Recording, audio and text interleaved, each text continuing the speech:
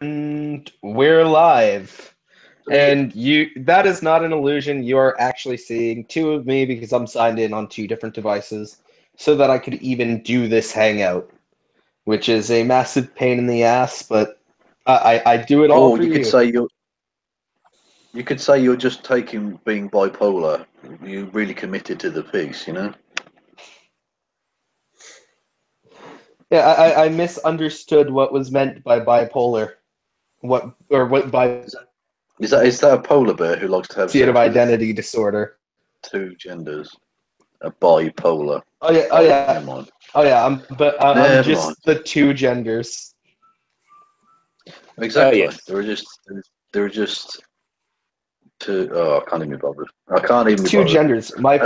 There's two genders. My foot and your ass. Yeah. That's my favorite one to tell the transphobes who talk about the two genders. Yeah, there are two genders. My foot, your ass. I've stopped even bothering interacting with them. I just tell them to fuck off now. I can't be bothered. Just block them. There's 2.5. Mm. There is exactly yeah. Yeah. Oh yeah. There's exactly 2.5 genders. There's a half of a gender, just floating around in space somewhere. There's a half of a gender.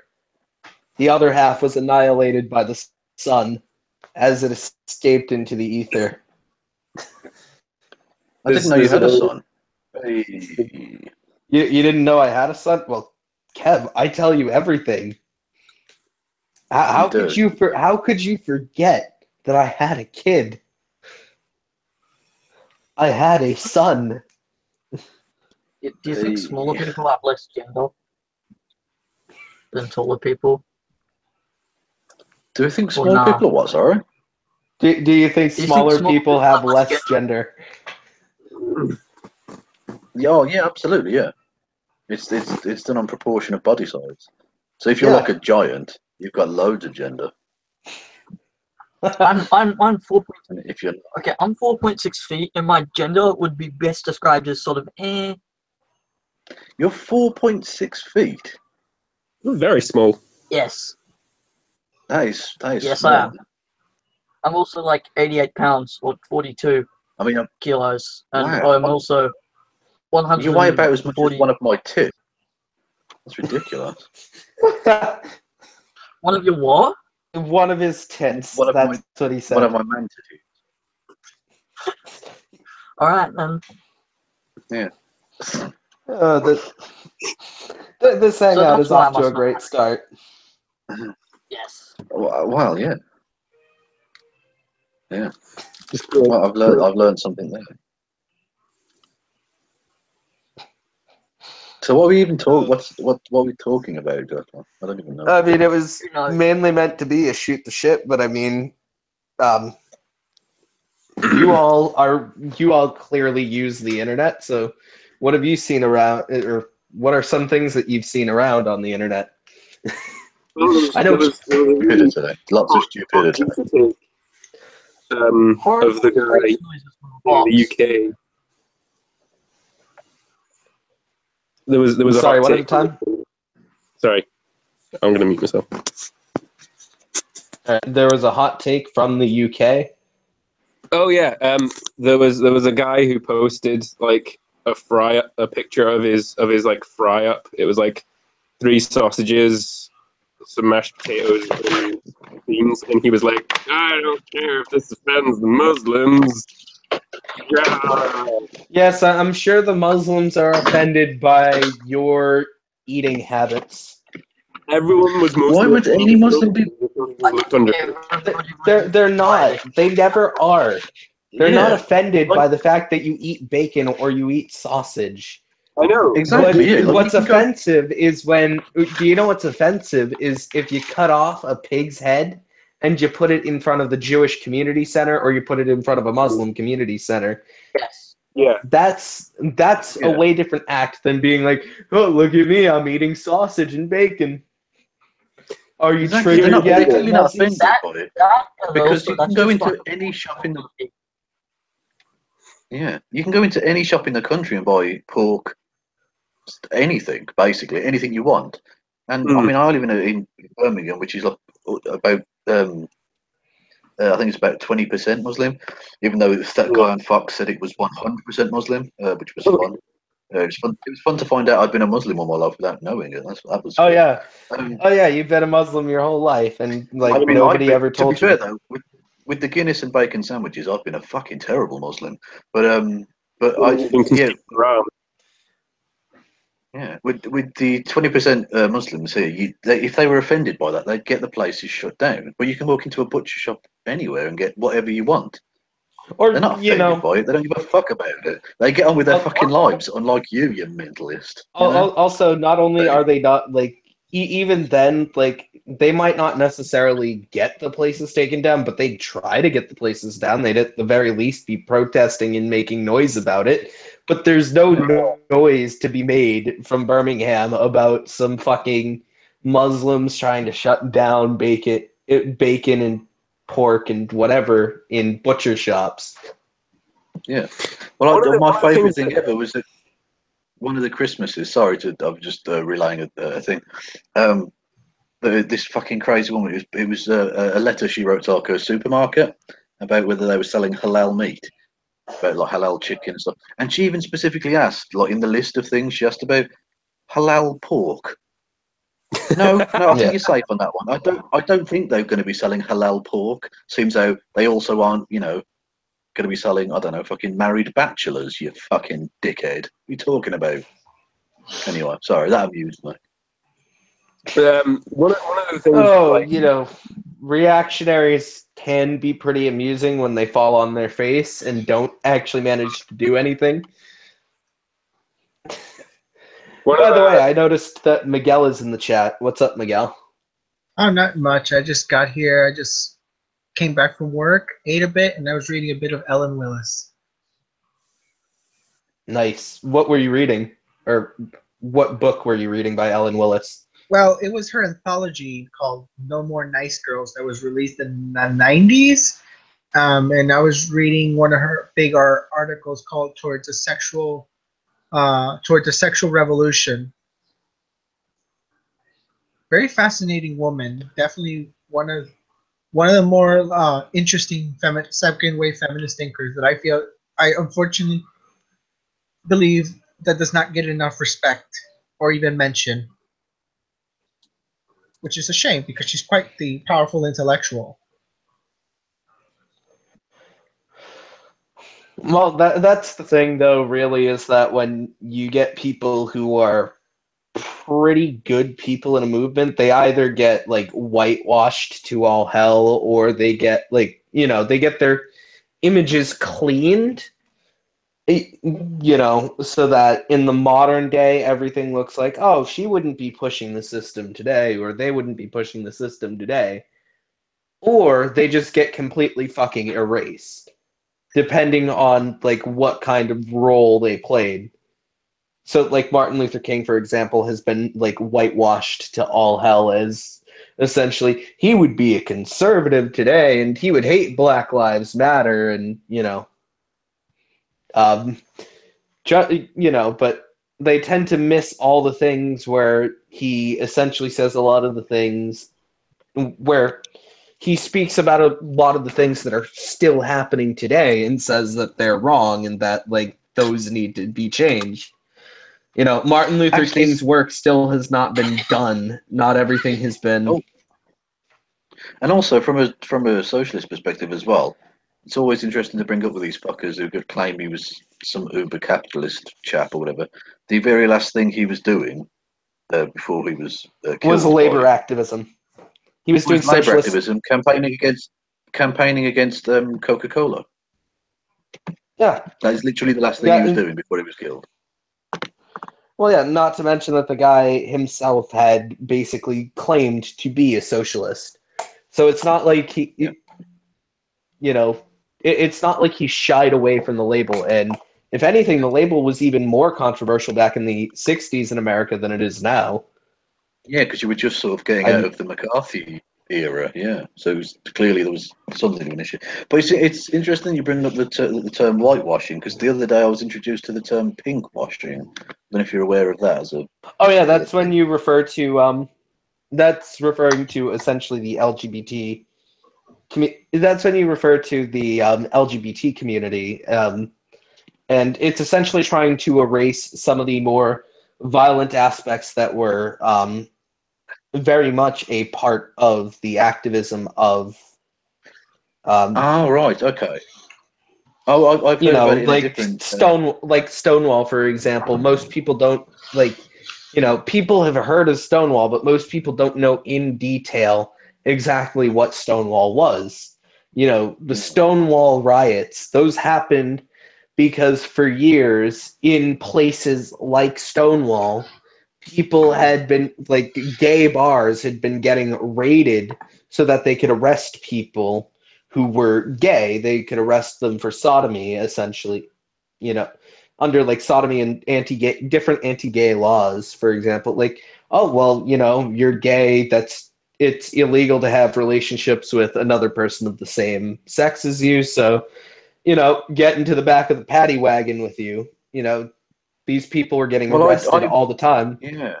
Quite unfairly, Well,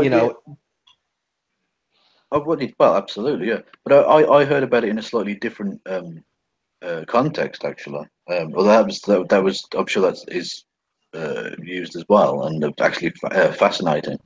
It was to do with I was watching a documentary on gay people in Israel, and they were basically saying they were sick of being used by the Israeli government and the Israeli media to essentially pinkwash the crimes of the Israeli state. Oh yeah, by saying we accept gay people and stuff, which is, I mean, it is true. It's in a region where obviously gay people aren't, massively free, unfortunately.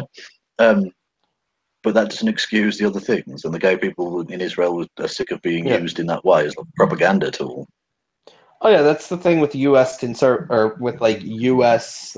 Actually, just generally Western conservatives is it's well, we're not throwing gay people off of buildings, so why don't gay people like us? Why don't gay people vote for us? Because we're keeping out the people who would make those laws change. No, they would. Well, no, that's based off of a false premise that Muslims are going to come in and are going to force all social change to go backwards 1,000 years. That's a pretty false premise on its own to say that, oh yeah, they're just going to come in and they're going to start throwing gay people off of buildings. We've already got fucking Christians who do that shit. It's not legal. They're not going to come in. They're not going to make it suddenly legal. A lot of Muslims that are escaping from these more theocratic regimes are escaping. They're escaping that similar kind of persecution. Either persecution for their religious beliefs, persecution for maybe they're gay. Oh yeah, I'm sure gay Muslims are coming over to throw gay white people off of buildings and not to, get away from oppressive regimes. Well, I'm sure Milo would say it's gay white genocide. That's what they're doing. It's gay white genocide. Gay white people. They're coming to kill all the gay white people. Also, Kevin. Yeah. We will give you back Milo. We don't need any more British people trying to impress these dumb Americans. Well, I have to say at this point, I'd like to disassociate Britain from Milo. Technically, he was born in Greece, so I'm going to blame the Greeks for this one and just leave it there. I think. Hey, well, you can do the same to Boris Johnson. He was born in Manhattan. Yeah, he was born in New York. Absolutely. Yeah. I like Good knowledge. Good knowledge. I mean, you guys still have the Tories. Sweat. And you guys wait. Unfortunately, I think it's Britain, but I think you guys still have Peter Thatchell. Yeah. Oh, yeah. Peter Tatchell is still around. Yeah. I'm still wondering when although he's actually my fellow. He was originally born in Australia and came to Britain to avoid the draft in Vietnam. Okay, I was like, wait, I don't think he is British. I think he was Australian. Yeah, well, he is originally. Although actually, one piece of well, it's not technically gay literature as such, but a piece of sort of gay literature for people who are interested would be Peter Tatchell's book, The Battle for Bermondsey.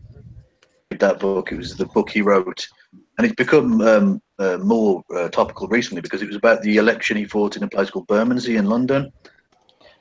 In a by-election in 1985 or something, and the campaign, the bloke who won, Simon Hughes, the Liberal Democrat guy, with Tatchell fighting for Labour, he ran a really anti-gay campaign against Tatchell, and got in by being homophobic back in the 80s, and it then subsequently came out that Simon Hughes had been gay all along, but in secret for 30 years, and then came out as gay himself, having ran a really homophobic campaign to get into Parliament originally. Damn. Fascinating how that kind of repressed homosexual embracing homophobia thing works. It's a fascinating and powerful thing, you know. Hey guys. Hey. Hi. What should I call you on the stream? Trying to think. How do you? Sure. Well, I mean, I was also going. What? I'm not sure how to pronounce that name, if I'm completely honest. I've only ever seen it written out, never read it. Yeah, the name on. Or never. Well, oh, sorry. I should probably call myself what I'm called on Steam. You know what my Steam name is, right? No, I don't have Steam. Oh, okay. My Steam name is Conscientious Oh, Arsonist. Conscientious, It's fine. Conscientious Arsonist. Yeah. All right, That's we'll hot. call you the Conscientious Arsonist. Yep. Kevin That's actually a Logan's real like, thing, "That's by hot." the way. You can look up Conscientious Arsonist. Like, that was a real thing, by the way. So they only light some things on fire, just not everything? Not everything, no. It's just the name sticks with me, and I think I like it. So I'm just gonna call you arsonist because difficulty pronouncing the first bit. okay, yeah, Is that okay? that's fine, think- totally fine. I think I'm going to Yeah. call you. I'm going to call you Nebuchadnezzar because that's an awesome name. Wait, wasn't Nebuchadnezzar like? Didn't he enslave the Jews? Probably, but it's just a cool name, and it's also one of the names given to the size of champagne bottles. So Well, there's a little fun fact for everyone. Yeah. To be honest, I go by a lot of different names. Well, yeah,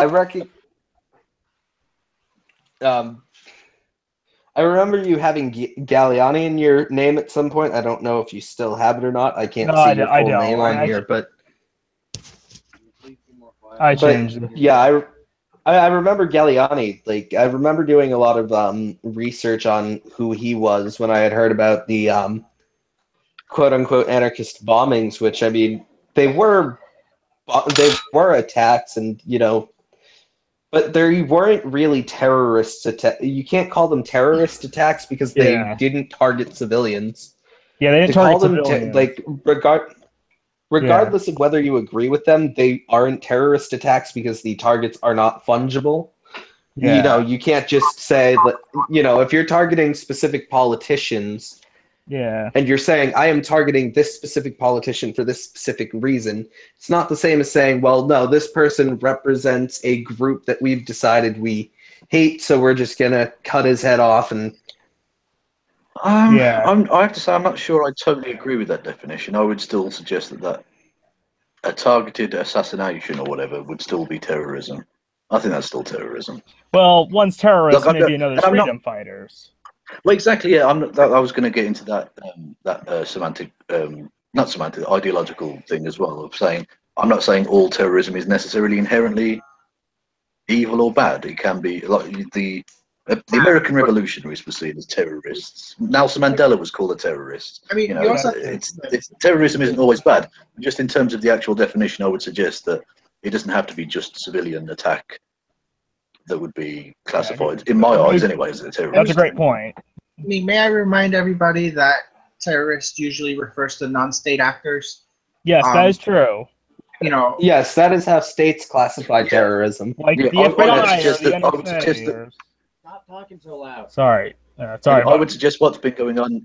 I would suggest what's been going on at Guantanamo Bay is terrorism, but it's being done by the state. So it's I mean, but it also varies. What's going? Because remember, you have to acknowledge that the word terrorism has gotten some pretty drastic changes since the 1970s. As you can see, especially in today's political environment, where terms like terrorism are usually considered more valid when it comes to more powerful nation states. You know, where the United States and Britain would be considered terrorists might not be the same to say a smaller country like Yemen or Zimbabwe. But in comparison to Zimbabwe and Yemen, no one really has any real concern for what they would consider to be terrorism in comparison to us in the States and in Britain, where we're more powerful, nation states in the international realm.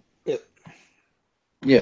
Well, you know what's funny is the example I always use to explain that point would be that we always remember, and quite rightly, the 6 million Jewish people that were killed in the Holocaust.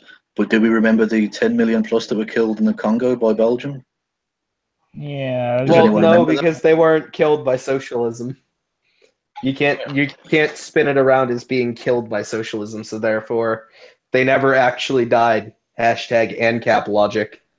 Yeah. But you see, that's an interesting thing about history. Is that the thing is we might not. I know some people like to say we tend to forget history, but I would argue that history isn't so much about what is forgotten, but more about what exactly is being taught. For example, I know we like to often romanticize British, like the British country, England, whatever. But at the same time, I would like to use the example of Winston Churchill. A lot of people have a rather romanticized view of Mr. Churchill. Oh, Churchill was a fucking racist. Yes, I agree with that. However, I would also. But wait, let me get my point across. Sorry. Well, for one of the things that is often neglected, even in the own biographies that are often written on Mr. Churchill, is the famine in India that he completely neglected to do anything about. And millions of lives were lost, and it was considered one of the worst genocides of the 20th. One of the worst famines. Sorry, famines and genocide are two different things. Famines of the 20th century, but yet, if you look at any serious books on the life of Mr. Churchill, very rarely is it ever mentioned. Yeah, not just that, but during that famine, which I think was something like 11 million died or something. Churchill blamed the famine on the Indians themselves and said that it was their fault because they're beastly people. We were still exporting thousands and thousands of tons of grain from a place that was hit by famine for the home country, for Britain. Yeah, and of course, people must. You must never get this over romantic. That one particularly big achievement was rather big in terms of helping to defeat Nazism. That can't be denied. He did beside that. Basically, everything else he did was a disaster, some of which was purposefully disastrous. And of course, to the point where he sent the British Army in against striking miners in a place called Tonopanda. The British Army and to he also, fire on British miners. He also like what he did to India and what he did to in fact, he also his policies also ended up killing a ton of innocent German civilians too. Yeah, there's no doubt that the idea of terrorism and stuff, the manned raids toward the Second World War, that was a military gain to be had from what was done to Dresden.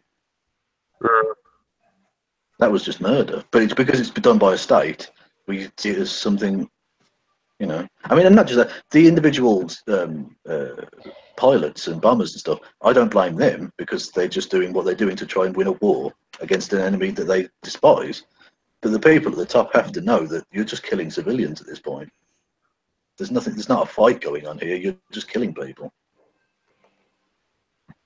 Oh, look who joined. The Germans called the Terrorflieger, terror flyers, and I think that was I mean, I don't generally tend to agree with Nazi propaganda, but on this occasion they were actually correct. I think it was just terror. Yeah. Okay, this is completely off topic. There you go. Someone can clip that soundbite out and say, "I don't often agree with Nazi propaganda, but." Yeah, I don't often agree with Nazi propaganda, but let me recite the 14 words. Yeah, I think Miguel has something to say. Actually, I will ask it later on, like much later on to Kevin, because I've been yearning to ask Kevin this question. People who cite the 14 words are the reason that white genocide wouldn't be totally a bad idea. Just saying. Oh yeah. Again, you know what? Maybe we kill a few Nazis here and there. Watch out, guys. By the way, I don't know how.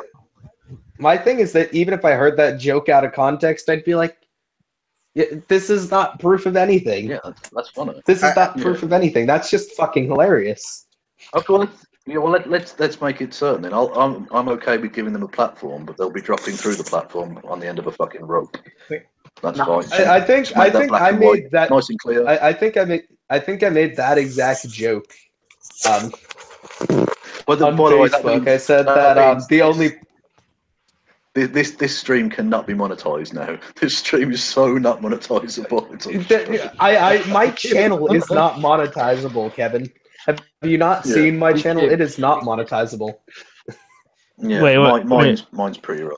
Wait, Rose, what do you mean by like the? Is it like it means like you can't connect your PayPal account or anything like that to it?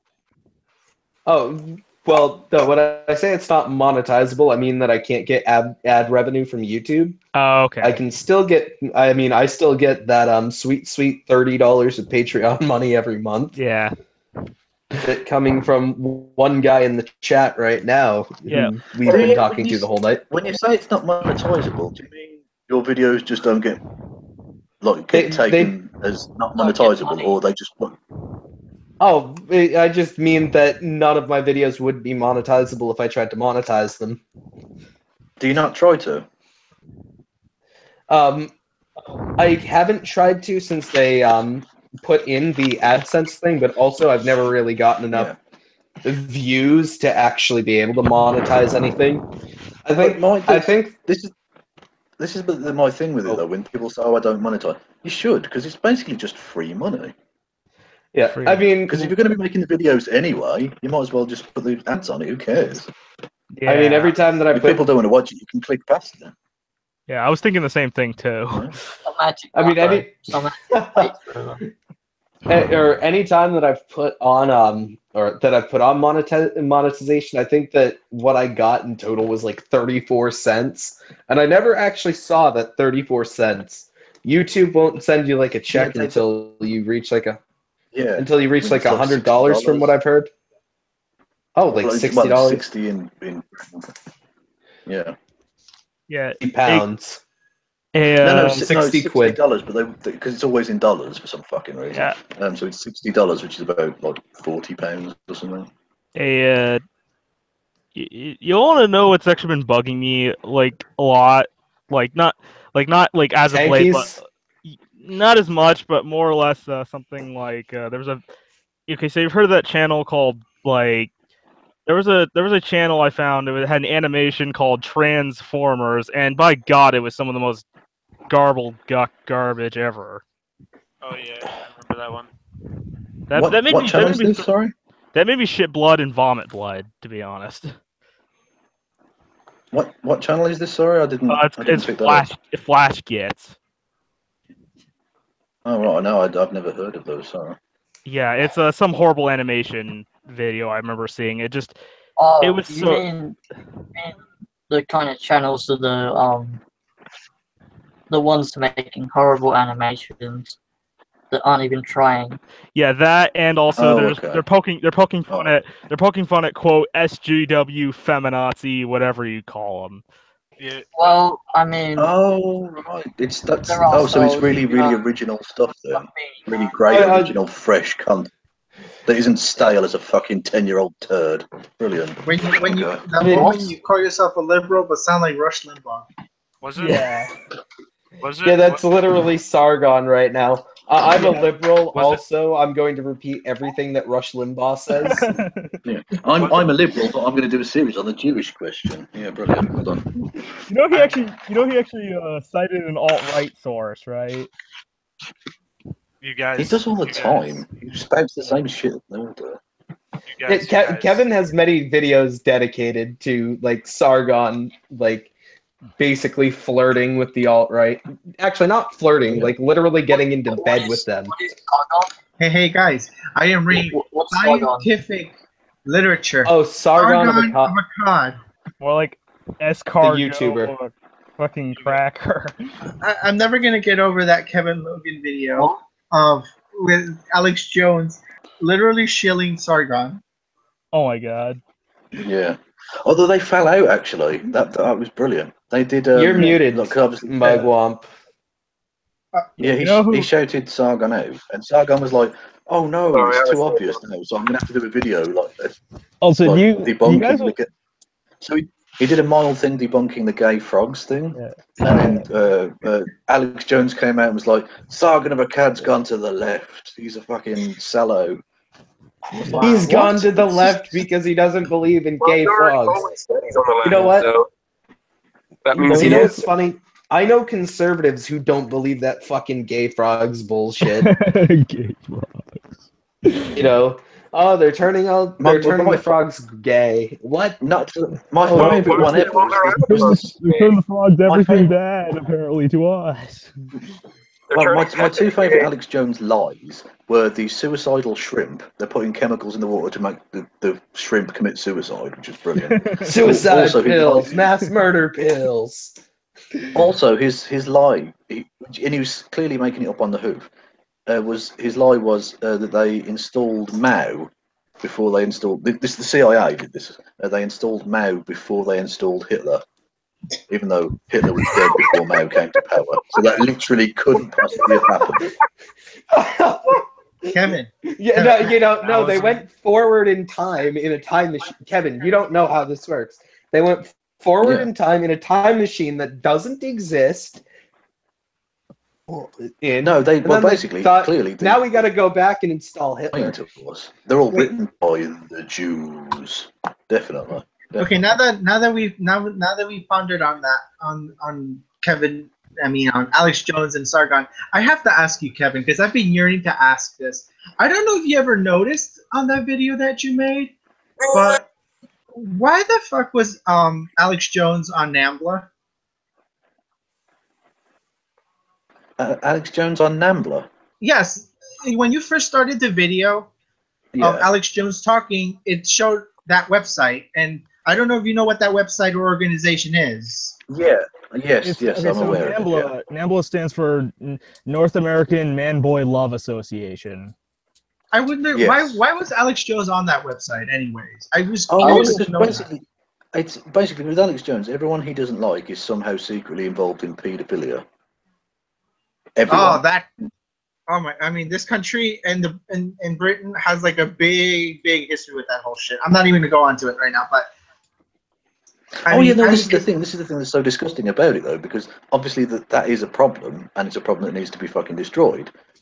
But Alex Jones isn't doing that honestly. He's just accusing people he doesn't like of pedophilia, even though when you have actual cases of pedophilia like Roy Moore, he'll stick up for Roy Moore and be like, "Oh no, you can't trust these 14-year-old sluts." You know, that's so he doesn't care. I'm He doesn't sorry care. I'm laughing, but that's kind of the logic you tend to hear with some people, and you're just going to yourself like, "What is wrong with you?"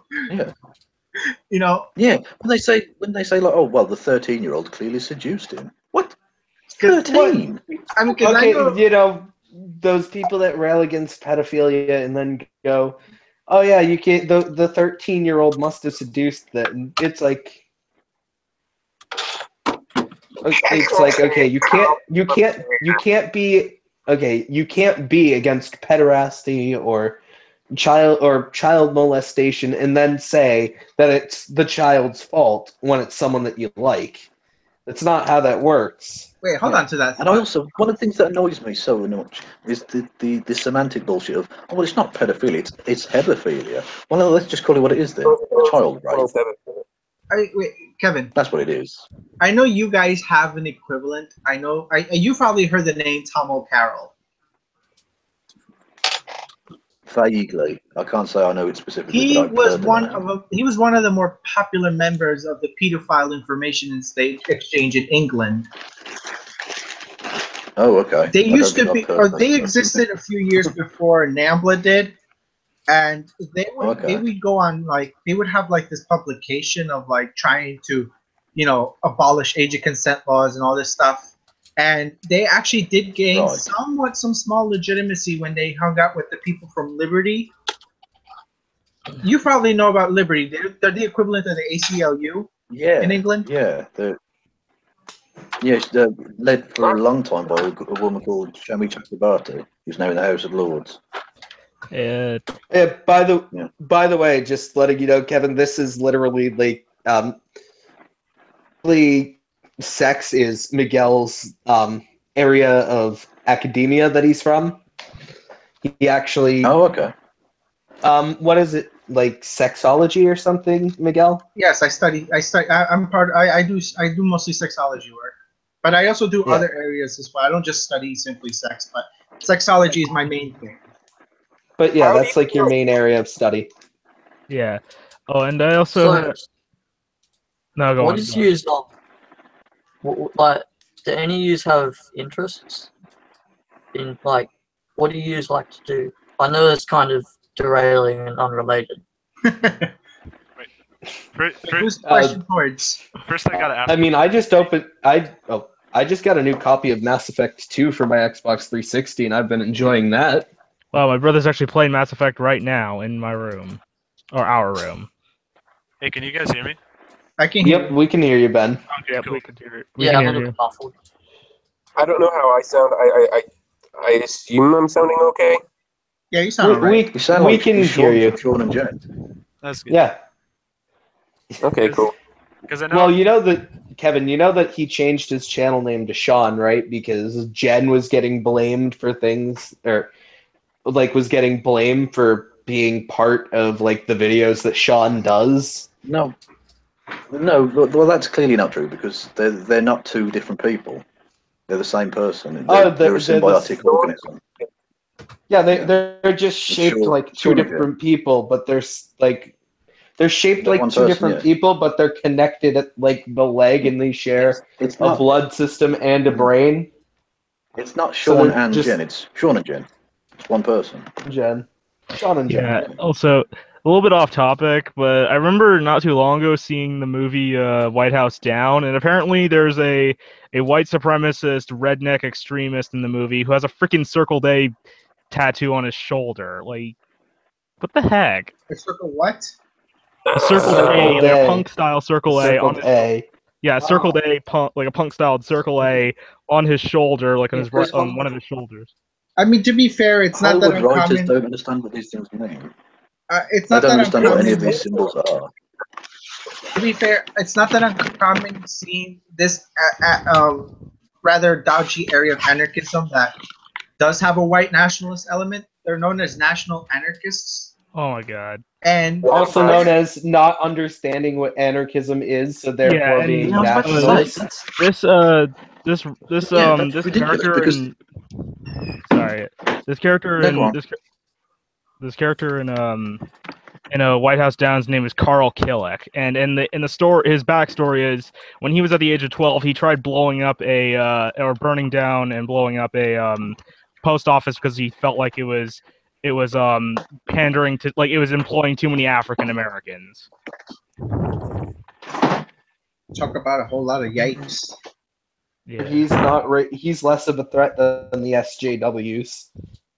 Yeah, I'm using Sargon logic. He's less of a threat than the SJWs. Yeah, I could post a link. Social justice. There's only one thing that's more important in protecting our infrastructure, and that's protecting the sanctity of comic books and also Star Wars. We have to keep Peter Parker around because he's so fucking engaging. Exactly. By the way, can we just go back to the concept of nationalist anarchists? Because That, like I mentioned earlier, that's like halal pork. It's not possible. Halal pork. I mean, Basically, Sounds like some- using the aesthetics and some tactics from anarchists, like they will use black. Because isn't anarchism's literally to not have nations? Yeah, it's To not have nations, states, or capitalism, for that matter. Which I mean, nationalist anarchists don't oppose capitalism. They say they Yeah. do, but Is it okay when if I they... put, sorry, is it okay if Yeah. I put that link in the chat just to show you guys the link? Yeah, okay. I mean, just because it's decentralized doesn't refute the fact that there are still people. There's still going to be racists around. Case in point, the national anarchists, whatever the hell that's supposed to mean. Yeah. Oh yeah, there'll always be racists around. I don't think Yeah, there's ever going to be a there- case where that won't be, you know. They're But that's the basically. thing. I like As long to. as and shut the fuck up, then okay, I can live with that.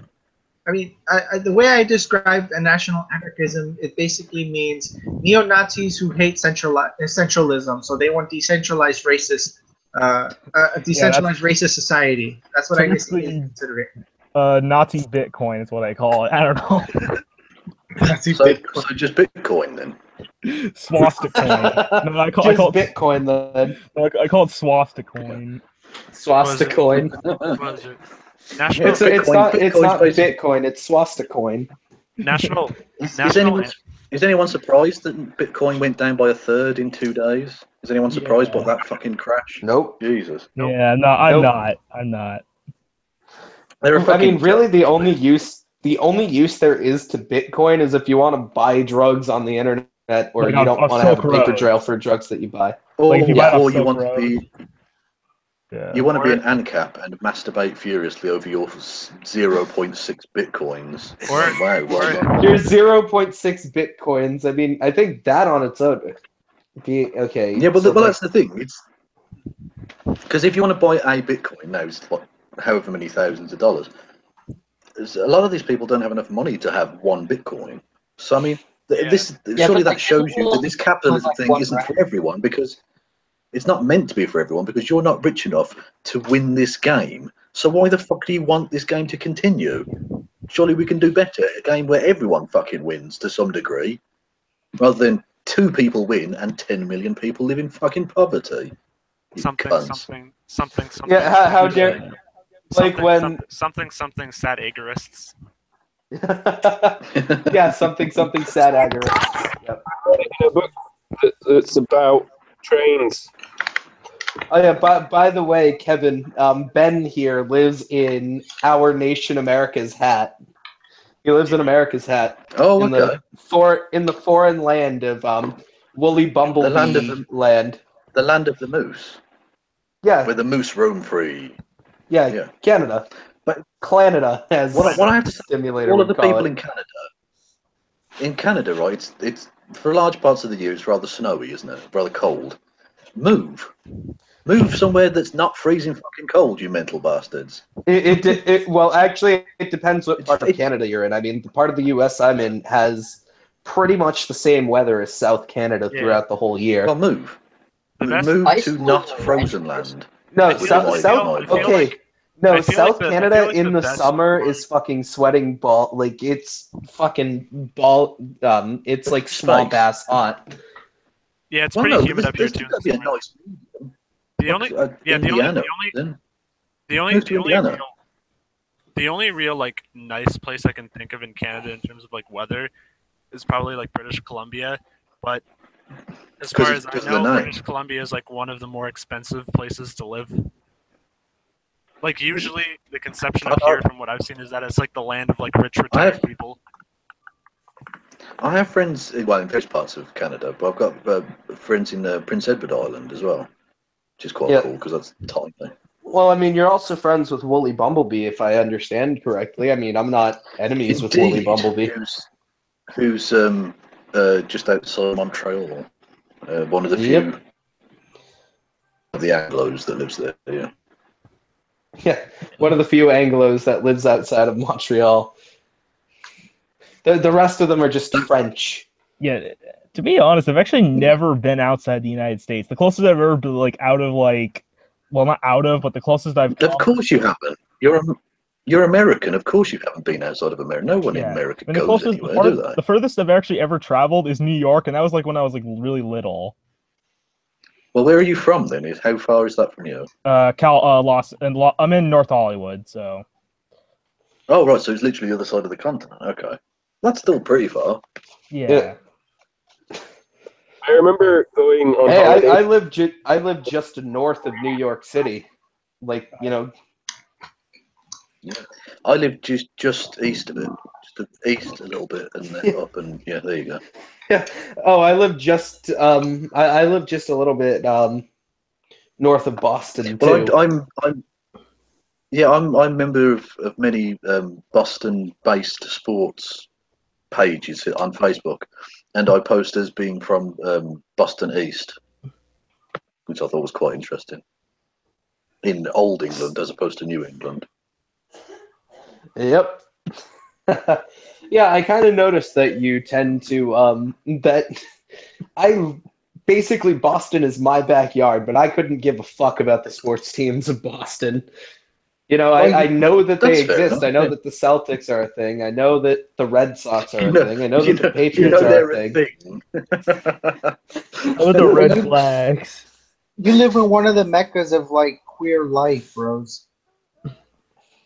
The red. Well, you also live in one of the meccas of queer life over in New York. I mean, these days it's less of that though. Like, you know, Boston isn't that much of a mecca for queer life. I was about to say, up until recently, didn't they ban you from their fucking St. Patrick's Day parade? It's not that awesome. Jesus. Yeah, I don't know. St. Patrick's Day's parades kind of suck. They don't have enough drinking there. They don't drink enough. I'm an actual Irish person. I'm an actual Irish person. I need to keep alcohol flowing through my alcohol stream. Yeah, I have a lot. Yeah, anyone who has soda water with whiskey needs to get shot immediately. Gulag, everyone. Why would they have? You're allowed one piece of ice. Yeah, one piece of ice. Yeah, damn Brits. No wonder we kicked you out of Ireland. No wonder we kicked you out of Ireland. You put a piece of ice in your whiskey. Hey, I mean, my dad does it. Fucking degenerates. Yeah, you can have one bit. Hey, no, in Ireland they do. You can have one piece of ice. That's the rule. Any more than that, and you're a fucking traitor. You get to the fucking gulag. Simple. Well, I mean, they're still gonna make fun of you for putting an ice cube in your whiskey, unless it's overproof whiskey. They're gonna make fun of me for my. They're gonna make fun of me for lots of things, but you know. Oh yeah, there isn't exactly a shortage of things to make fun of you for. You British degenerates have a lot of things.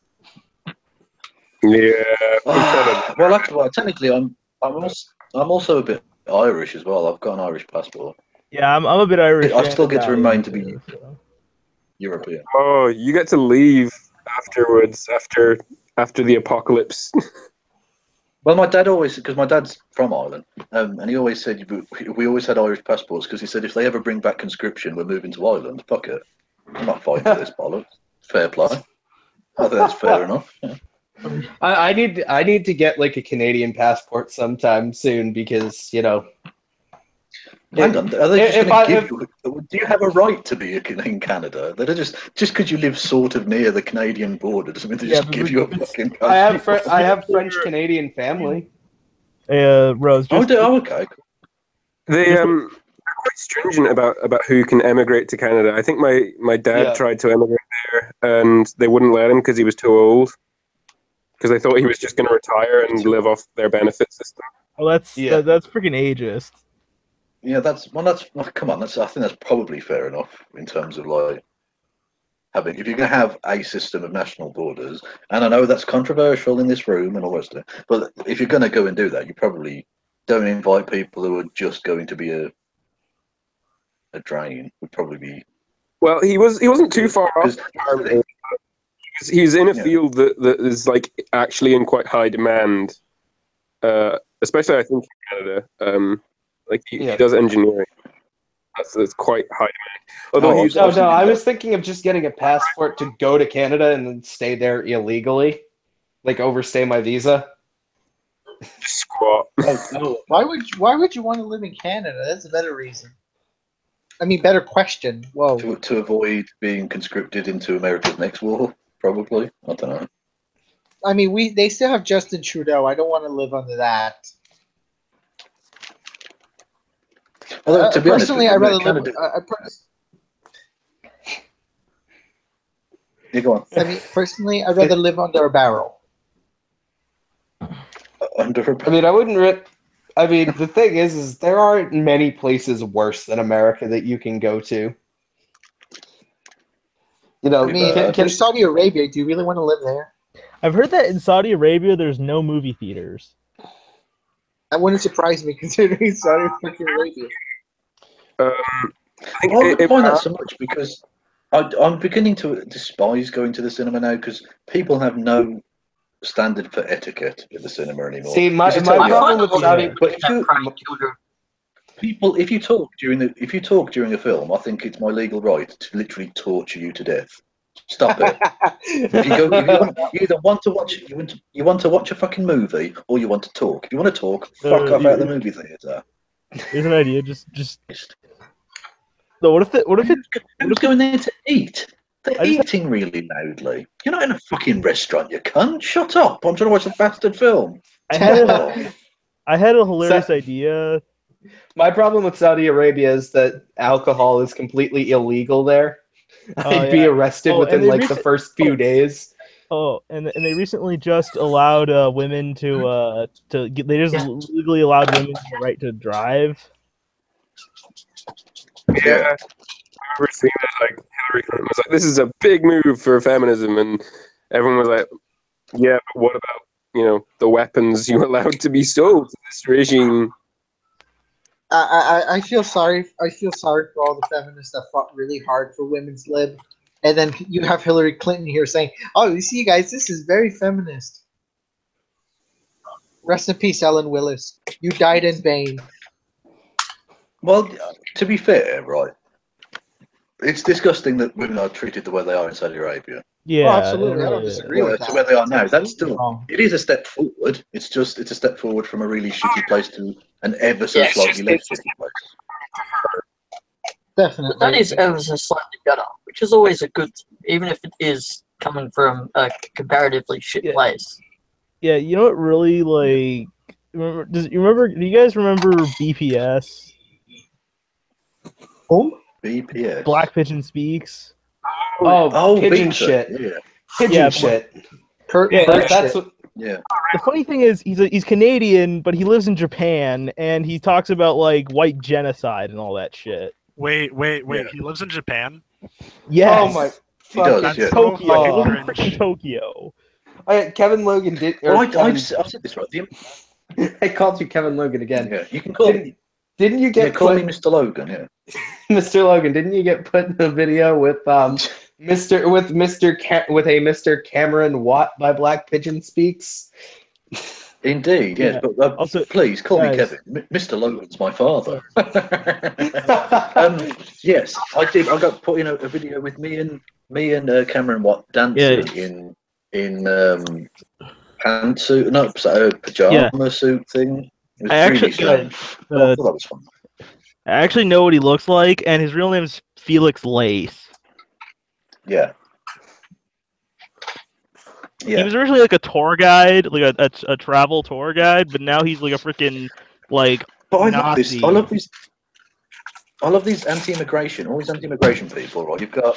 They always live in some country yeah. they weren't born in. Yeah. AIU, American lives in Germany. Beepsy, Canadian lives in Japan. Stefan Molyneux, born in Ireland, but has also lived in Britain, South Africa, America, and obviously Canada, where he's sort of based in there.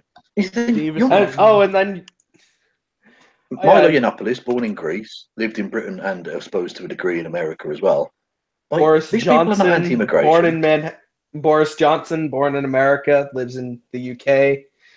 Yeah, but he's not. I mean, he's not necessarily pro-immigration, but he's not like one of these alt-right anti-immigration type people.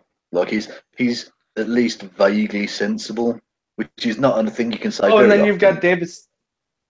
Yeah. Oh, you've also got Davis Orini, who's anti-immigration, lives Yeah, lives in America, but is Canadian. Yeah, you know what's funny? Yeah. He says he's a Gavin white McInnes paper. lives in America Yeah, from Canada. I'm a white nationalist on paper. I'm a white nationalist on paper, And I'm as gonna opposed to punch being you. written in fucking stone. You And know? I'm going to punch you on paper. Yeah. Yeah, I was about to say- This. Oh, I'm just punching you on paper, Mr. Orini. Yeah, can you be a white nationalist? Can you be a white nationalist on the ground? Just putting it on blood. That would be cool. Yeah.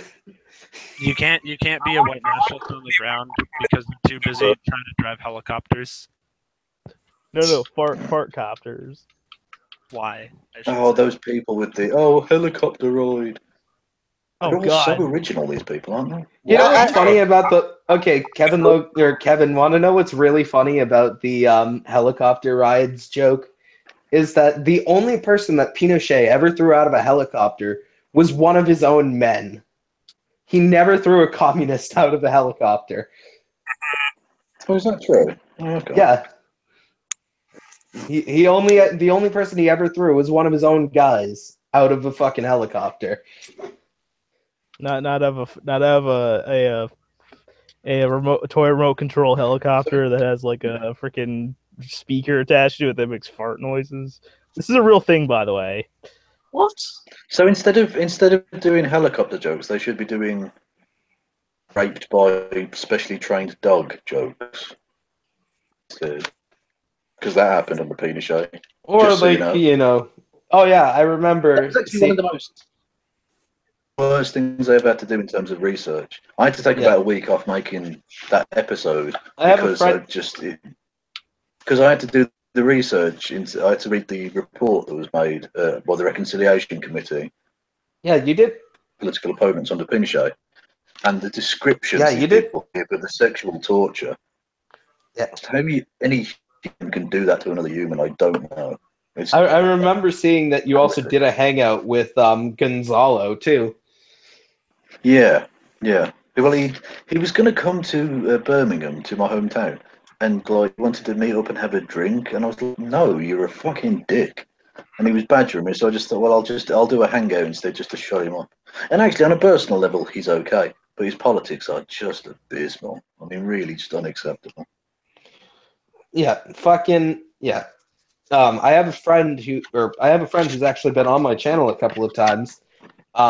Their mother actually was like, their mother actually grew up in Chile during the Pinochet regime, and she very much herself knows about what happened.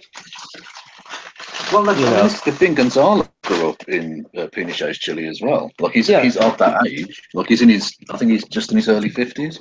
So like he was around during all of that, and yet he gives token opposition to Pinochet, but mainly because he didn't he wasn't free market enough and all this shit. Yeah. He's full of. And then Milton Friedman was like, a free market approach is from the bottom up, and then I forget what he said, but he said something about like a free market approach being from the bottom up, even though it's completely ironic considering of actually what happened. Yeah, he said Chile was kind of a miracle because it was where the market from the bottom up had dictated what the government should be or something like that, rather than the government dictating, to the people. He said it was like the people dictating to the government, and it's like, no, very much no. That is no. It was the capitalists dictating to the government, and when I say the capitalists, I mean the people who actually had fucking capital, the people who owned businesses. They were the ones who dictated the government to an extent. Yeah. One of the things that Gonzalo or Coach Red Pill had said was Coach Red Pill. Yeah, he had said the Chilean government didn't actually care anything about, or didn't care at all about what you did as long as you didn't criticize the government. It's like, well, I don't know. That seems like a pretty big fucking thing that they cared about, was criticizing the government. Not just that, but he really cares about freedom of speech, doesn't he? Just it's okay. Literally, for, the whole point of to Wait, Coach Yeah. Red Pill, is that Red Pill? Is that like Red Pill No. philosophy? no, that's not red No, pill different philosophy. person. Red pill philosophy is a separate different person, although Is a what? different person, albeit also a Hispanic guy who thinks he's white. Oh, So they've okay. got that in Well, common. Wait, well, that blowhard Rose. is still a thing? Well, Rose, I had a question. You said Red Pill was Eh? Red Pill philosophy was a what?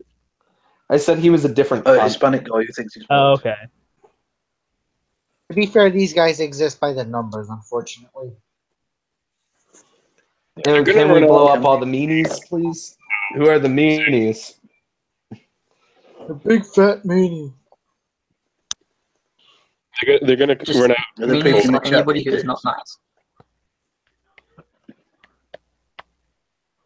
Oh my. Also, I feel like I'm the youngest one here. How old are you? 17. Yeah, you are the youngest.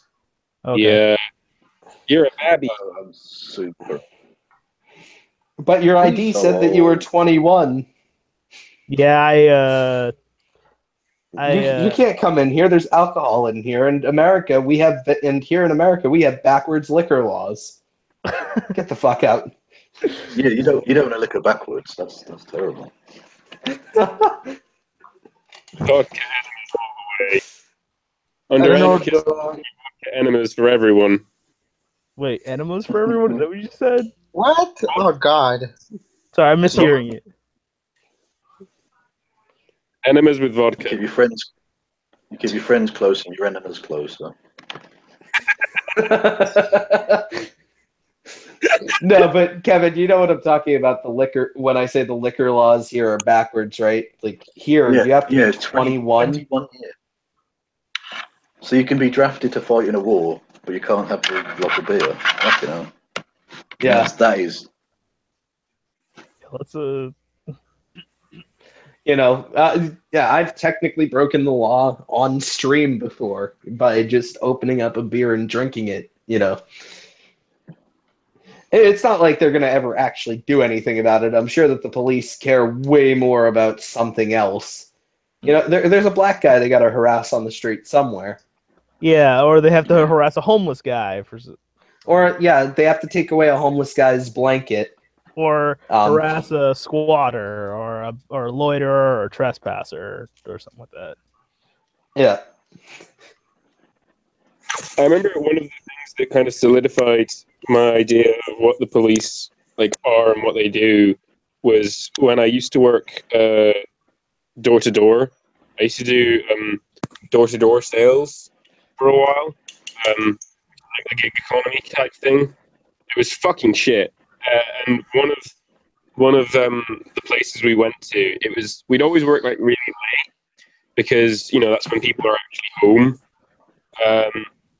So we went around really late to this quite well off neighborhood, and within about 20 minutes of getting there, it was really dark. Within about 20 minutes of getting there, the police showed up because we were two guys in raincoats going around with torches. And then a while afterwards, I used to volunteer for a hate crime support group, and I'd constantly hear about people in poor neighborhoods that just got attacked, or their houses had just had their windows broken, and police would show up an hour later, things like this, and I'm like, I wonder if they care more about rich people. Well, yeah, you say torches. I imagine that you didn't have a lit torch that you're referring to, a flashlight, right? A tiki torch or something like that. I know that in Britain land they use words differently than we do here in America. Sorry. Yeah, but So I'm assuming you use them correctly. You assumed correct. Now, do you know who uses all their words correctly? Canada. Canada. They're the ones who use all the Get- Canada. Yeah, No. Get out of here. get out of here. Oot. Actually, you know what's funny is that actually the 19 or basically the accent that modern day people in Boston have is the closest to the 1770s British accent.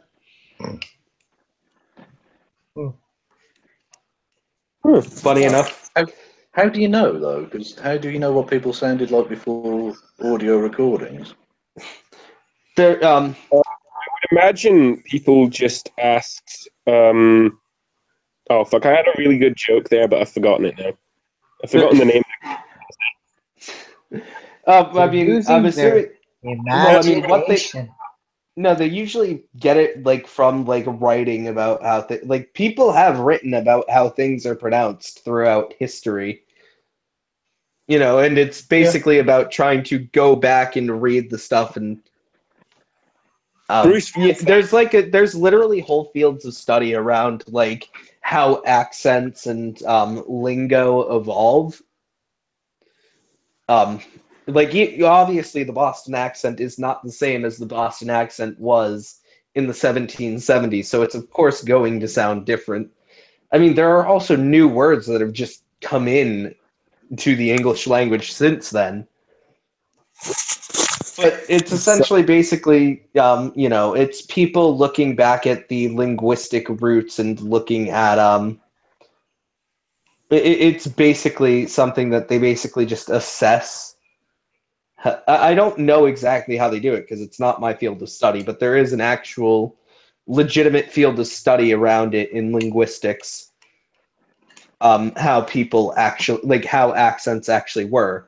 I mean, how would you know what Middle English was, and how would we be able to read Old English if there wasn't some amount of a way to like kind of uncover how things were that like pronounced? Middle Earth? No, Middle English is like 1500s English. I know, Yeah, like Shakespearean English So, like- that is like So like Chaucer would be the beginnings of that. yeah. I believe the word you're looking for is dialect. Well, yeah, there's different. Well, yes, there are different dialects too, but accents themselves too have been like completely studied alongside dialects in linguistics. But yeah, the changing of dialects has been like completely studied. But yeah, Middle English is a dialect, while Old English, if you look at Old English, it's a completely different fucking language than what we have today. Most people, without special training, you can't really read Old English. You'd have My one shit joke now. yes, you can. Only Kevin's gonna get the shit joke. Oh. Do you want to know how they? It's kind of in bad taste too. Do you want to know how they would find out how the 1770s would have sounded? They just ask Bruce Forsyth. Oh God! He's dead. Oh, you can't have a go at the dead man. I know. I said it was in bad taste, so that means it's okay. When did he die? I forgot. Wasn't it like about a month ago or something? What? It wasn't that long ago. Wasn't it about a month ago? Wasn't it? I've lost complete track of time. I don't even know what time it is anymore. Yeah, that's what work will do to you. 1:23 in the morning. Oh, if you've got to be up for work, I don't want to keep you up too late. I mean, I don't have to be in until 10:30. I probably should get some sleep. Yeah. You live in Britannia land, and we live in Americana land. Even the Canadians live in Americana land. It's the same continent. Same continent, same time zones. In bad taste. Very bad for it now. I immediately heard it, and I'm like, oh God. Yeah. the joke is that he was old. He lived a very full life. It was, interesting and entertained a lot of people. Which, And he was one of the few people. He was one of the few people that was like from the old days that doesn't have like some hideously racist past as well, which is quite cool. Yeah. It didn't turn out to be a fucking pedophile. Yeah, that's true. Although we didn't know that about Savile until he died. So I mean, Oh yeah, John Oliver talked about Jimmy Savile in one of his episodes about the Confederate monuments. Oh God, I can't believe that guy's name is even in this wholesome chat. Oh yeah, this chat has been nothing but wholesome, Miguel. What's next? Jerry Sarandusky too? Yeah, Why let's not? talk It's the about same Jerry fucking Sandusky. Oh God, no, I'm not going there. No, I don't ever want to hear that guy's name ever again. You know what? We might Sandusky. as well throw in Jeffrey Dahmer to mix it up a bit with a cannibal. Okay, this isn't Tumblr, okay? Where all those white girls keep romanticizing serial killers. No, this isn't like hurt to the freaking core. I gotta hate that site on the fucking darknet I've heard about. I mean, the darknet is kind of trash. Unless you're like buying drugs, there isn't a point to using it. Yeah, or trading.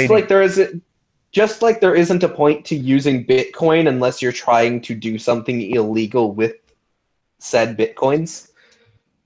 You wouldn't have to necessarily buy a whole Bitcoin, but like, you buy $30 or $40 worth of a Bitcoin and then trade that $40 worth of a Bitcoin for drugs. There's really, or whatever. Basically, unless you're going to be doing something illegal, whether justified or not, there isn't really a point to the deep web or to the dark net. Well, the darknet I think is part of the deep web, or the dark web. Yeah, the dark web is part of the deep web. It's the dark part of it, hence its name.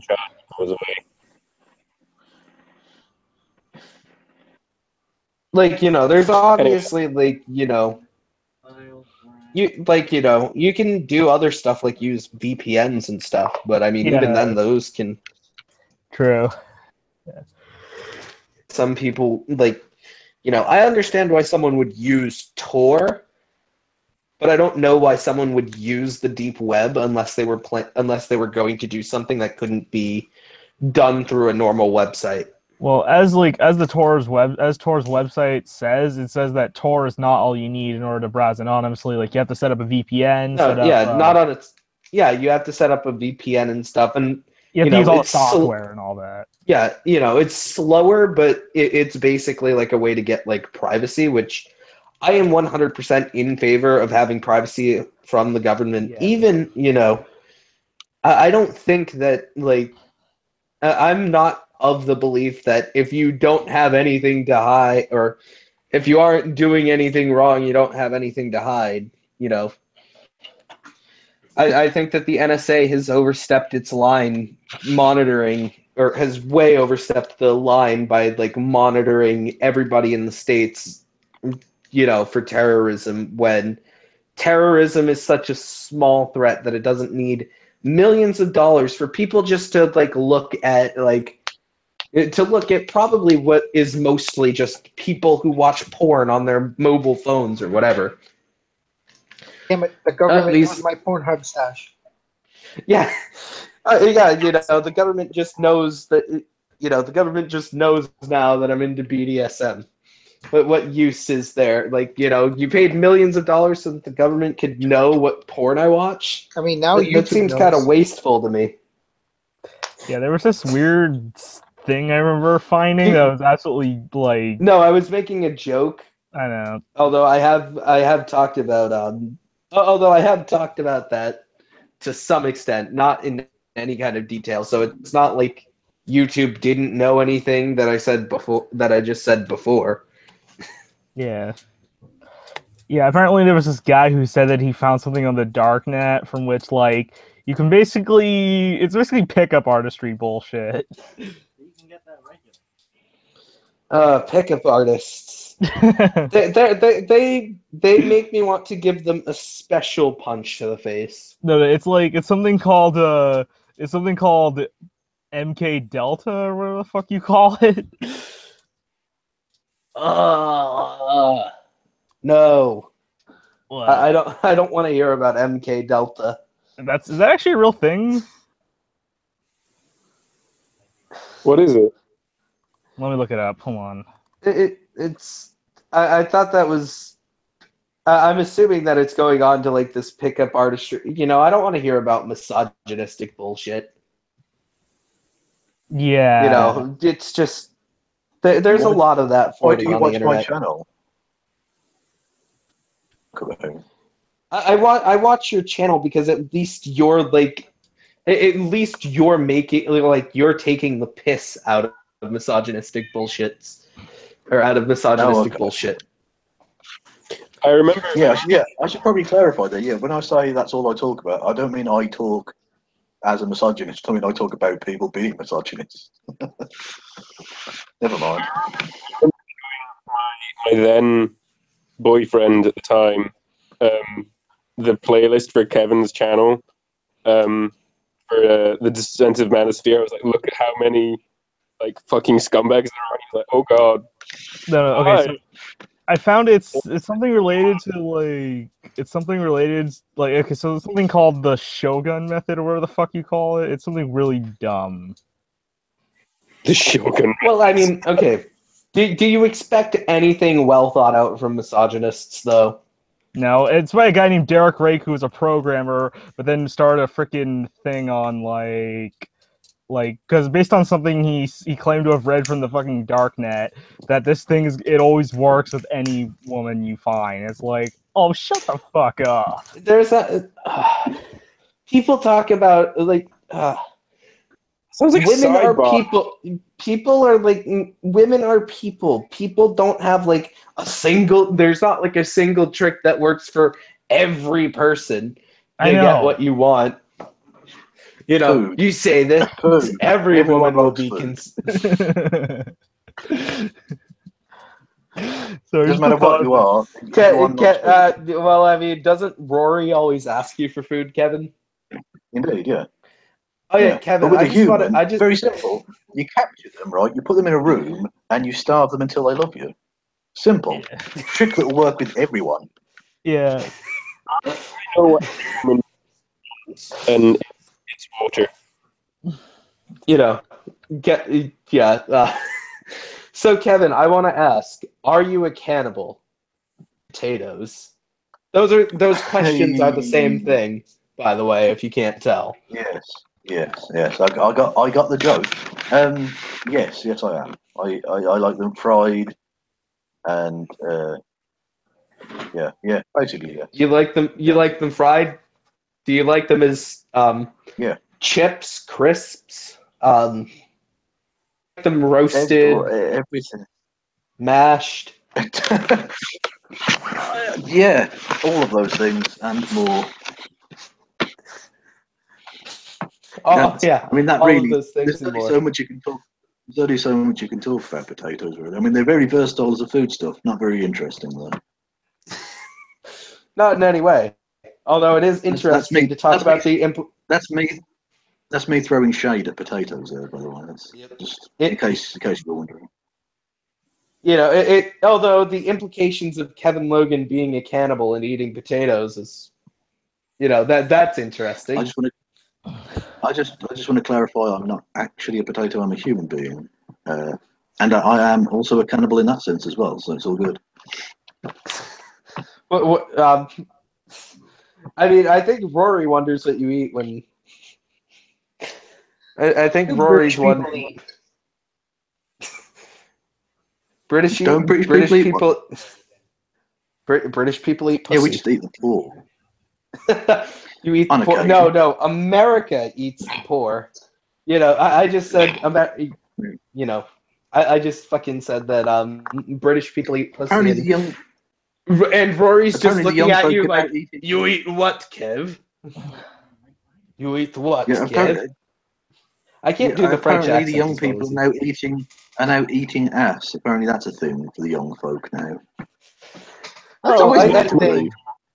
I've got a really bad joke that I want to tell based off of this. So Do it. Do it. So this guy walks into a new bar, and so the bartender asks, what'll you have? God damn it! I'm slurring my words. What will you have? And then he says, I would like a rum and coke. And she hands him an apple, and he bites one side and says, it tastes just like coke. She says, turn it around, and he's like rum. So then the next guy comes in, and and the bartender asks, what'll you have? And he says, a gin and tonic. So he goes, bites into the apple on one side. It tastes just like gin. Well, turn it around. Tastes just like tonic. So then the third guy comes in. He doesn't know what kind of flavor apple he wants to get. He saw the other two guys get an apple, and he says, do you have a flavor for pussy? And the bartender says, here, try this, and hands him an apple. He takes a bite out of it on one side. It tastes like ass. Turn it around. Oh, I get it. Tastes like ass. Turn Oh, it around. I got a joke. Okay, so a guy walks into a bar with a piece of asphalt, and he says, I'll have 2 beers, one for me, one for the road. Hey. One for me and one for the road. My dad. Go. This guy goes into a pharmacy, and there's a beautiful woman there, and he sees a sign up by the pharmacy that says made to measure condoms, done here. And he goes up to this beautiful woman at the desk, and he says, so do you do these yourself? Oh yeah, I do them myself. He says, all right. So do they work like regular ones? He says, oh yeah, we test them. He says, oh really? Is that something you do yourself? And she flirtily puts her hair to the side and says, oh yeah, I test them myself. He says, all right. Can you wash your hands before you measure me out some cough drops then, please? I don't get what. Wow. Can you wash your hands before you measure drops? The joke is that he doesn't want a condom, he wants to get cough drops. Okay. Where do you guys come up with these jokes? This is sadder than the joke that I told came from my brother, who had heard it from my dad. Well, I used to have a job in archaeology, but my career ended in ruins. Yes, go on. Oh God. Oh, by the way, Kevin, what fucking job do you have that lets you sit around all day watching really disgusting shit on the internet? I am a security guard overnight, so I'm basically sat on my ass in a tiny room with a fat, sweaty Asian man, watching a bank of cameras. In theory, on paper. My friend. Yeah, exactly. I'm a security guard on paper. But for about 75% of the night, we just sat there doing nothing. So I watch the worst YouTube imaginable, pretty much. So you just sit. You just sit there and watch YouTube videos. You don't No, what do I do? I do all my editing. I do all my editing and some voiceover stuff. Basically, stuff that doesn't involve filming as well at work. So you do your editing and stuff at work. Yep. Virtually all of it. Yeah. Apart from the last few videos, because I've been off work, so I've just done them just in a drunken haze, as is my want at Christmas. Yep. Basically, solidly drunk for the last. I think I meant to ask you a question earlier that I never actually asked you. I said, "Oh, hey, Kevin," and then we just ended up going on the whole. Please call me Mr. Logan. You will address me properly. This was like earlier on in the stream. It's So Dr. you know Logan. how Dr. Logan. Yeah. So So you know how I'm the Doctor of Love. So you know how on the Descent of Manosphere you have you basically will have people like read an article once in a while on the thing that someone's Yeah. written. Are you doing anyone soon that has an article that they've written that I'd be able to read? Possibly. But if I do, if you're requesting it, then I will specifically the next one that comes up, I will shove it your way, and you can record it for me if that's All what right. you want to do. All right, that would be fucking great. Awesome. I've been wanting to be in one of the DOM videos. I've been trying to shoehorn myself in. That's how I've been getting. Well, look. Hey. Is that not how my channel works? I mean, I basically like spearheaded my way into a hangout with you through exchanging Slipknot memes, if I remember correctly. Yeah. Oh, actually, I screenshotted. Slipknot advertised on one of my videos. They had like a DVD out or something, and I was going to check some comments on the laptop, and I was like, "Oh my god, they're advertising on my fucking video!" That was pretty cool. Slipknot never advertises on my videos. I don't have any advertisements. I mean, well, if if you're not Slipknot friendly, then I don't. I mean, that's what you produce. I mean, the thing is that I just don't have advertisements because I don't want to sign up for AdSense. It's just you know, to me, there's plenty of better things I can do than make money for Google. Hey Rose. What ad? Tag everything as Antifa. Yeah. Hey Rose, I had a question. Didn't you say you had like a joke about Ayn Rand and a bunch of other people walking into a bar? Oh, Ayn Rand, Paul Ryan, and Rand Paul walk into a bar, and they all have a drink, and they all die because alcohol is not regulated. Looks like Kevin Logan is gone. Wait, why? Where did he go? That's very sad. Come back. Good night, Prince. I move on with the Rip in peace. rip in peace. No, rip in pepperoni. Pepperoni. Rip in peppers. Ripperoni, my good duderoni. I'm a vegan, but rip in pepperoni. That's why I said rip in peppers.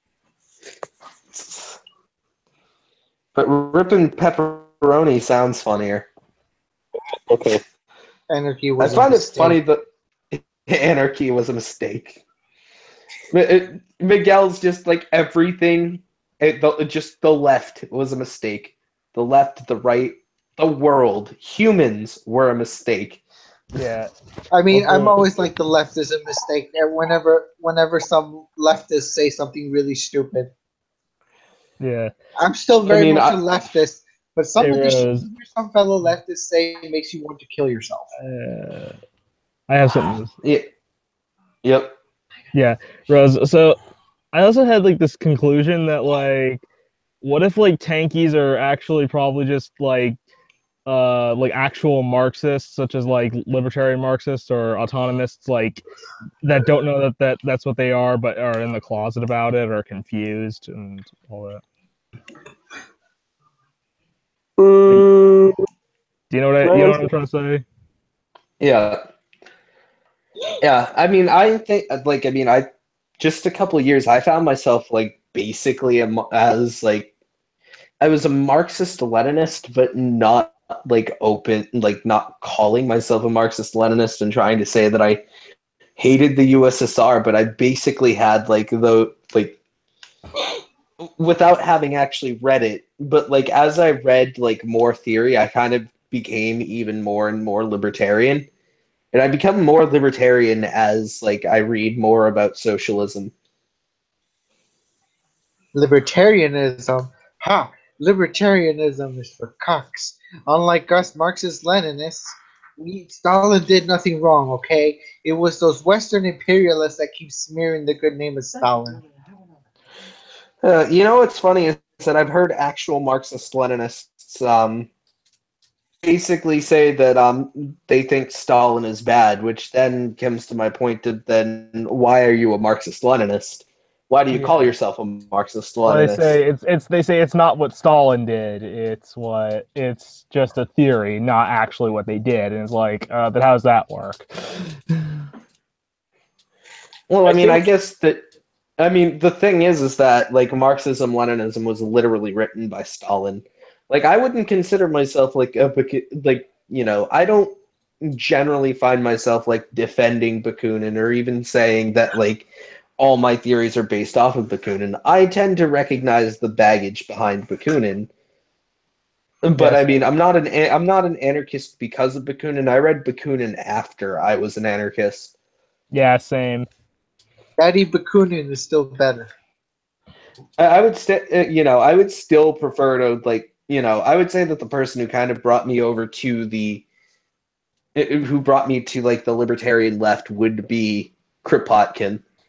Well, you know what it was for me that got me to become an anarchist? What was that? A character by the name of like Anarchy from like the Batman comics. Yeah. I mean, in the thing is in Batman Arkham Arkham Origin, he was he's still like he's still a villain, but like they make him he's supposed to be even less of a villain than he is in the Batman comic books. He's more of an ANCAP as opposed to an actual proper anarchist. Well, there's different versions of him, but yeah, there are a few of them that are ANCAP, but they changed it. They changed him back from being an ANCAP back to like an actual anarchist. Like, by the way, when you had asked me, if I knew about him, I just didn't know that his name was spelt with a K. Yeah, that's actually read him from the comics. Yeah, his name is spelled. I had only seen him. Yeah, I only ever saw him in Arkham Knight or Arkham Origins, not Arkham Knight.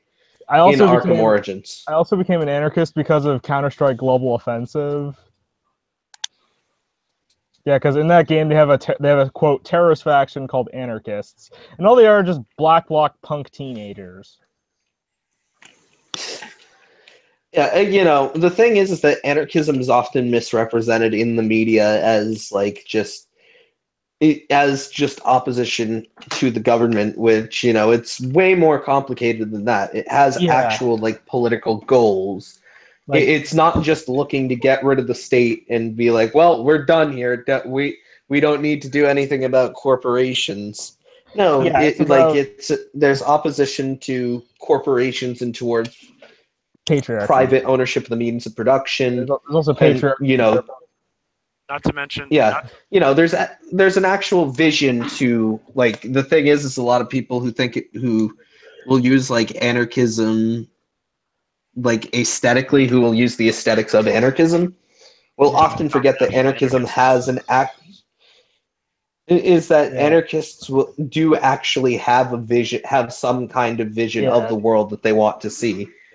Yeah, there's also a board game called The Resistance, and in the Resistance universe, called the dystopian universe, there's a board game called card game called Coup, and in Coup there's a expansion called Coup Anarchy, and in Anarchy one of the roles is an anarchist, and then one's an arms dealer, one's a plantation owner, one's a paramilitary officer or soldier, and then another's a socialist politician. No joke. What was it?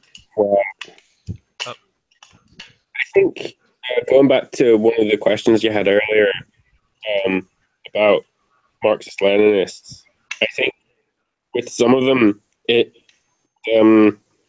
might be kind of a utilitarianism thing. When you listen to someone the more convincing ones, Finnish Bolshevik is probably the most convincing argument I've heard for Marxism-Leninism. Is it seems to be a more utilitarian thing. It's like, well, this has been like the biggest threat to, quote, capitalism that, the world has seen. It was, a huge thing for a really long time. So, why not just do that again?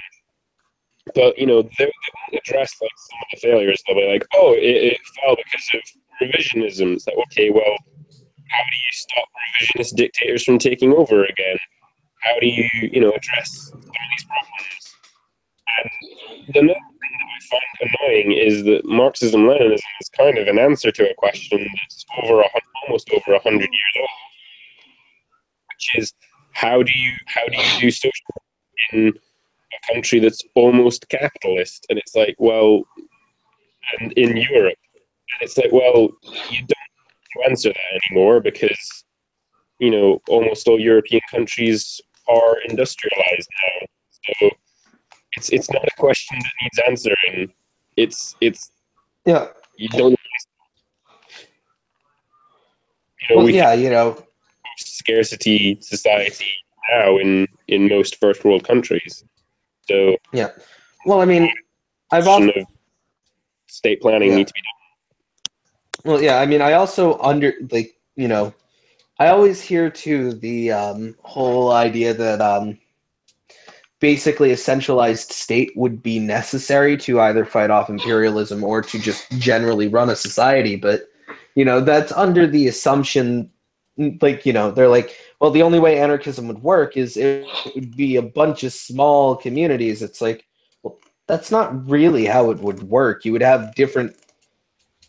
Basically, the ideas that with anarchism is that the system is flexible and doesn't have any kind of an ultimate ruler, and you would have it would basically be focused on consensus decision making.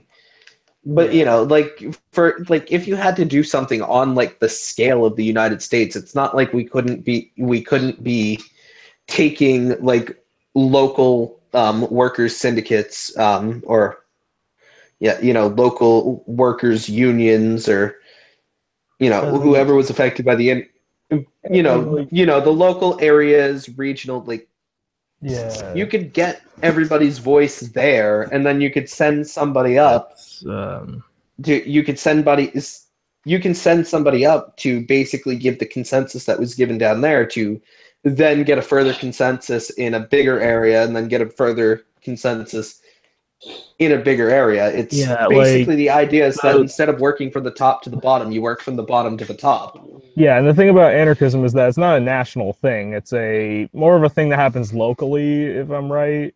Yep. Okay. Well, it's not that it's national or local, it's that it's flexible. Yes. It's flexible in whatever size it needs to work in. So it basically it's decentralized. It's decentralized so that it does work on a large scale. It's decentralized so that it can. It's decentralized so that it can work on a small scale, but it's also connected. But it's also connected so that it can work on a larger scale if necessary, because sometimes there are problems that affect a larger scale and that require more people to be involved in. If you have basically people trying to take over autonomous zones and, there needs to be some kind of tactical decision making. That doesn't necessarily require centralization. Now there is a bit of a disadvantage if you're trying to fight off this way, but if you're trying to basically imperialism this way or trying to fight off people from taking over these autonomous zones through this method, but it's not impossible. It's not completely unworkable. It's very similar to how anti-fascism works, is that it's basically very flexible, it's often local and flexible, but there is communication across larger areas. Anti-fascists tend to largely know what's going on in other regions as far as we need to know. We don't need to know everything that if you live in Massachusetts, we don't need to know everything that that an anti-fascist is doing to fight fascism in California. But, you know, we do have a general idea of, like, some of the stuff that It's affinity. Yeah. Like, on top of that, though, there's also, of course, the historical examples where, you know, a form of an anarchist militia did beat fascism, like initially in Spain, I think in Barcelona. And then on top of that, you also have other examples with like Makhno's army. But Makhno is an anti. Makhno is an. Don't forget Rojava. But remember, Rojava's a good Makhno was an example. anti-Semitic. But Ben, remember, Makhno is an anti-Semitic bandit because the USSR says so. Exactly. Yeah. You know, Stalin, a literal pogromer, did nothing wrong. Yeah, apparently, because Makhno, an executor of pogromers, anti-Semitic and a bandit. oh, and also they said he was a rapist too. They did too. Yeah, they did that too. Tinkies Well, the be thing like is- everyone I dislike is a rapist. Yeah. I mean, I'm not If- one to be. I'm definitely not belittling the issue of rape, but I feel like some people on the left tend to have this really terrible habit of pulling it there. Well, the big thing about like tankies too is like, you know, as long as something's wrong with an anarchist, it's cool. But whenever it comes to like say Stalin and what the USSR Stalin literally and protected. sorry, can I finish first? Sorry. Yep. And what the USSR forces did in Germany with the mass sexual assault, all of a sudden it's like, oh, never mind. Back to Makhno, and like this one essay that we're gonna cite as proof of him doing these things. That was written by a Trotskyist. But what about like also the? Although I'm not saying like, but these are like a new left organization. Like we're like, what about the SLA exactly? Like, what about them? Wow, now there's a name I haven't heard in eons. The Sindini's Liberation Army. Like, okay, speaking of left wing creepy men, I remember when I just told you, Rose, that I was reading Ellen Willis's Towards a Feminist Sexual Revolution. Yeah. Yep. Well, that was one of the things that she covered. Well, she was criticizing what she considered the more Victorian elements of the feminist movement. You know, the anti-porn, anti-sex work variety. Oh, I mean like the Radfem variety. I don't want to label. I mean, to be fair to Ellen, Yeah. to be fair to radical feminism, I think that radical feminism has gotten such a bad name because the only representation people get of radical feminism is the Andrew Dworkin and Gail Dines variety. I would call it ironic feminism. Well, I would call it. It's more anti-pornography and anti-sex work. Oh, and also anti-trans too. Yes, that too. I mean, although I would argue Dworkin and McKinnon were definitely not transphobic. Although some may argue that they were inadvertently, since they're anti-sex work, but that's a different conversation for another day. Yeah. But what you call Well, I find that anti-sex are. Hold on.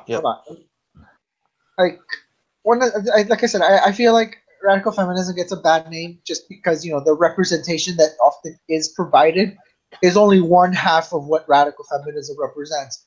But there is another variety of radical feminism that is nowhere near that. I mean, Ellen Willis was a radical feminist, and she was nowhere near the levels of Andrew Dworkin, and so was Gail Rubin. I mean, so was there's so many great sexually libertarian but still very rigorous as feminist thinkers.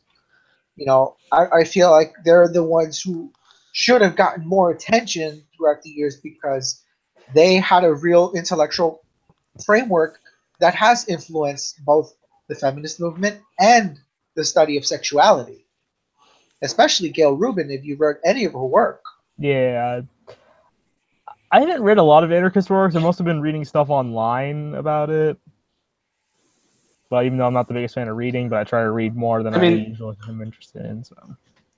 Yeah, really good, I mean, if you're trying to read, sorry, I was going to say that there's a delay here. Sorry. A really good book that I've found, and I've only read like bits of it, is it's done by AK Press, is Quiet Rumors. It's basically like a compilation of essays and leaflets, interviews, and things like that. So you can just like pick it up, and like read some like small sections of it and get like a general gist. Tony said he's leaving now. Anarcho-feminism. All right. See you, Tony. See you later, Miguel. Wait, what? No, it's Tony. Oh, you mean Emily? Oh, it says Tony. Sorry. Oh, Sorry. you weren't here, but she went over her name and said that Tony sorry, was her dead name. Oh, I forgot. Sorry. Well, actually, no, I wasn't here. See I'm you, sorry. Emily. See, Emily. I'm sorry, did I talk over someone? No. No, someone just sent a like text in the chat saying that they were gonna go, Oh. saying that she was gonna go. Wait. I What is might it? have to go actually, because it's now pretty late. Oh wait. Just before you go, your name's Sean, right? No, that was a joke that Kevin Logan made. Okay. No, it's Mugwump. You can. Call me Andrew if you like.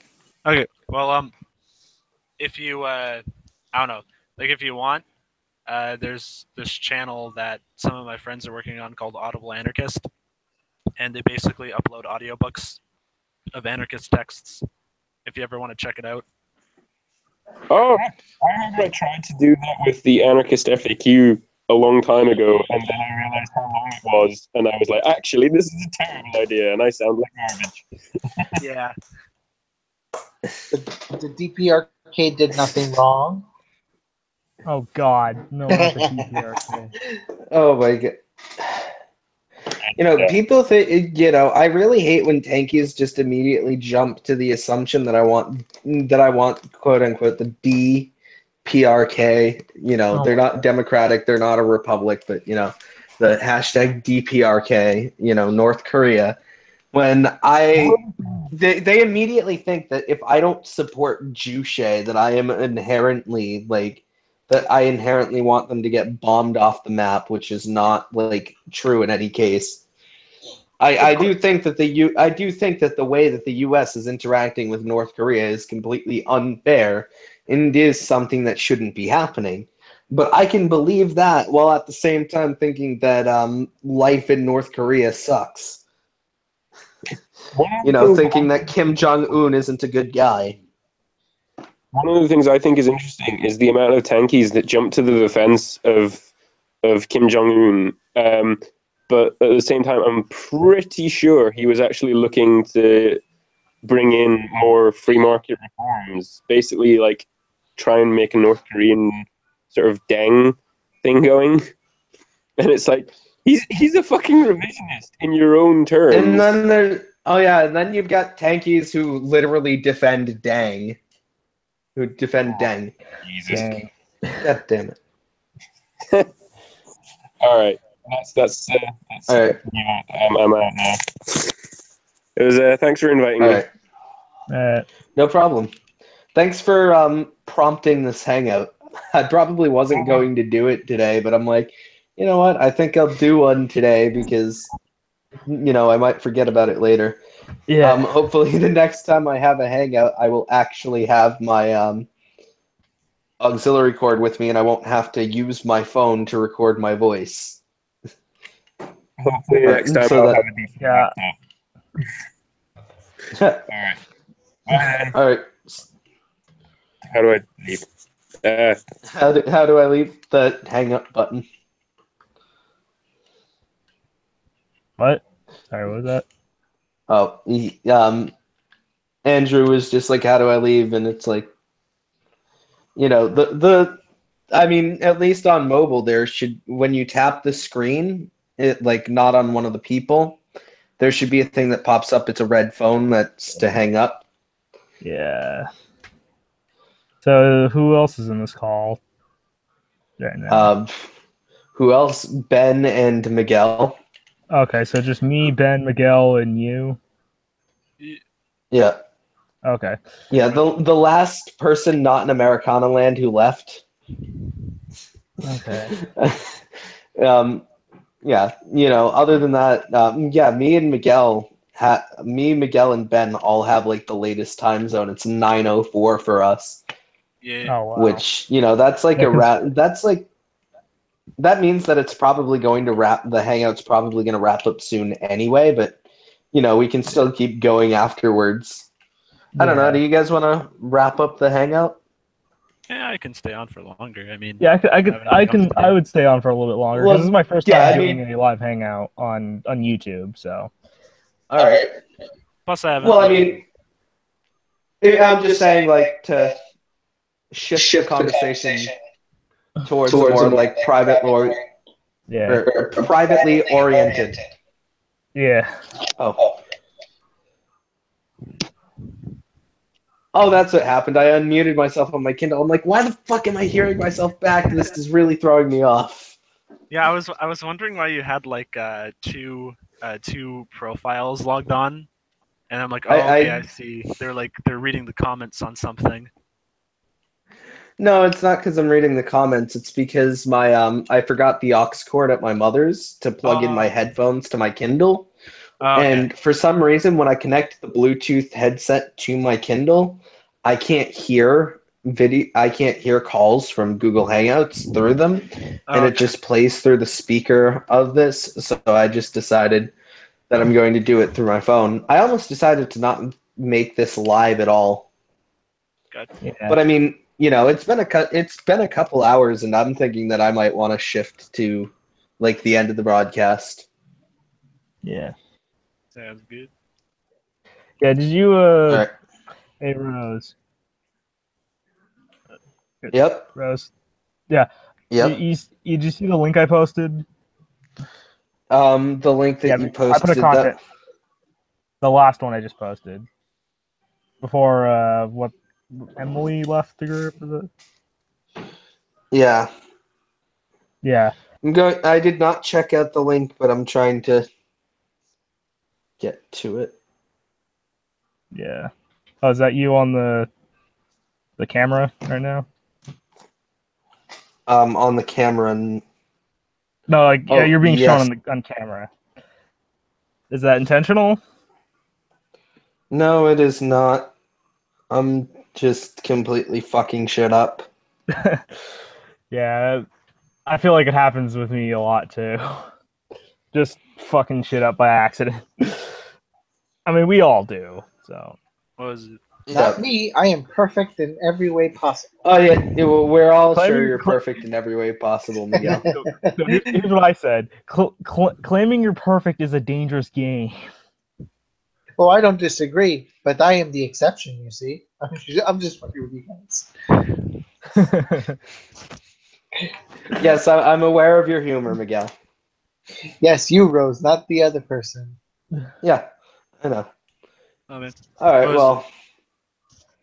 Let's... I mean, I'm starting to get a bit tired, so I think I'm going to wrap this up anyway. We've been on for, like, the Hangout itself has been 2 hours? On for almost 2 hours, if not just under 2 hours, and that's about, like, the normal length of my Hangouts. And okay. Yeah, I'm just not really into stuff that's going to be a bit more engaging at the moment because I'm getting a bit tired.